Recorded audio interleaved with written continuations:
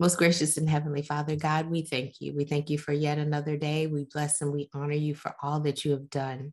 Thank you for your word that continues to fill our hearts, even when they're empty or broken, and even when they are full. Thank you for reminding us that we are complete in you, that we can do all things through Christ who gives us strength.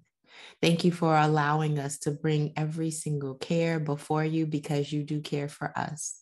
Thank you that we are not going to be anxious for anything, but in everything by prayer, supplication, with thanksgiving, we make our requests known. For the hugs we might be missing, God, we ask that you wrap your loving arms around us. For those that we do get to hold, God, we ask that we cherish every opportunity. Thank you, Lord, for what you have done on our behalf and the mothers that you have given us. We thank you for the family. We thank you for the children. We thank you for everything that you have done in our lives, for you truly have great plans for us. And we recognize that they're for good and not for evil.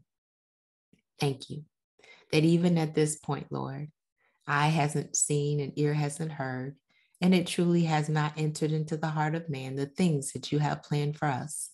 So, with that in mind, we look at the sky and say, thank you for the magnificence that you bring each and every day that is never the same. But we stand in awe of the beauty of everything that you have created. Help us to be more grateful today for all that we do have, and even for the things that we have left behind. For you have truly brought us a mighty long way. We'll continue to bless you and honor you. In Jesus' name, we do pray and give you thanks. Amen. Well, be encouraged today. Have an absolutely fantastic rest of your day, and I'll see you next Sunday. This is Dr. Chonta Haynes with Heart Truth Ministries. It truly is my pleasure to serve you.